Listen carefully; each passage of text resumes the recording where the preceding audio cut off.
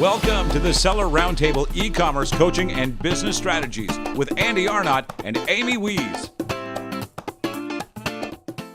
How are you competing? Like one of the reasons why I love private label is, if you're brand registered and stuff, it's your listing. You don't have to compete. I feel like you're competing, with a whole slew of other people like retail arbitrage and all that kind of stuff. So kind of what's the theory with keeping the buy box without, racing to the bottom? And also what about competing with the manufacturer? Because if you come in, the manufacturer, I'm sure they have, I forget what it's called, but like the minimum price you can sell it for. I don't know. I can't think of the price right now, but the map. Yeah, the map. Yeah. How is that playing out? Because to me, that always just seems like a huge disadvantage. So oddly enough, a lot of people think that map agreements are bad. I disagree. 98% of what I carry is map enforced, and I love it because it's a pricing floor. Now, if map is at, let's say, $24.95, you're selling at $24.95. I look for listings, and it's easy to see when you know what you're looking for to see if it's at map.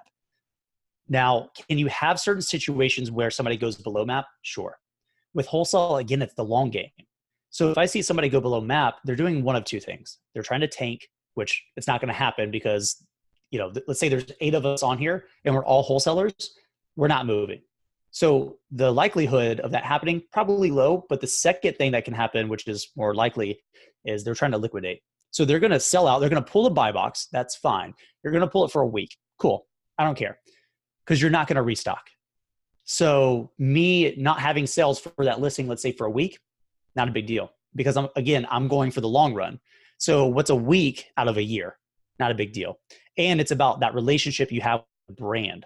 So you saying, hey, just letting you know this seller went below map. These sellers are not. I'm obviously one of them. Just keeping you up to par as far as what's going on the listing. But I just wanted you to know so we have a tighter relationship, right? I love map policies because you would assume that they are negatives. But again, it comes down to the listing, right? So if I'm looking at a listing that is stabilized, we're good. It's probably got map. So it's less of an issue. Now, if I see there's map and there's one seller who keeps pulling and they keep restocking, then yeah, I'm gonna have a conversation with the brand and say, hey, do you know this? What's going on? Maybe it makes sense for me to purchase, maybe not. As far as competing against the brand, I don't typically do that. Now, if I see the brand is on the listing before I call them my initial call, I'm gonna ask them, hey, I see you guys are on there. What's your plan? Do you want to take over more of it? Or are you just on it because you feel the need to? What's your strategy? What do you want to get out of selling on Amazon? Are you just waiting for the right partner for your third-party sales to come on board? You just haven't found that person yet? What's going on?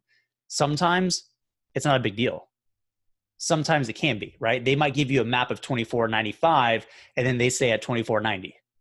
I've had that happen and that's totally fine. When that happens, and we've had a good conversation so far, I call them up, say, hey, what's going on? We have a map agreement. If we're going to have a good relationship, it needs to work both ways.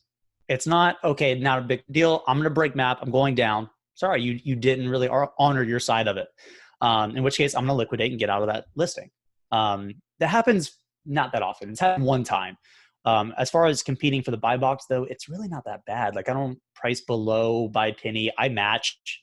And again, I'm looking for the way to approach this is really you're looking for the 1% to 2% of products on Amazon that work with this version of wholesale.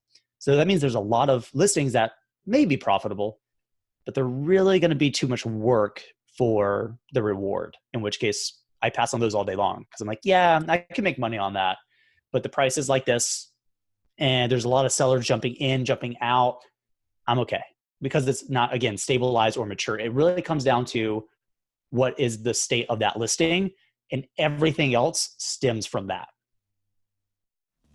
Thanks for tuning in. Join us every Tuesday at 1 p.m. Pacific Standard Time for live Q&A and bonus content after the recording at SellerRoundtable.com. Sponsored by the ultimate software tool for Amazon sales and growth, SellerSEO.com and AmazingAtHome.com.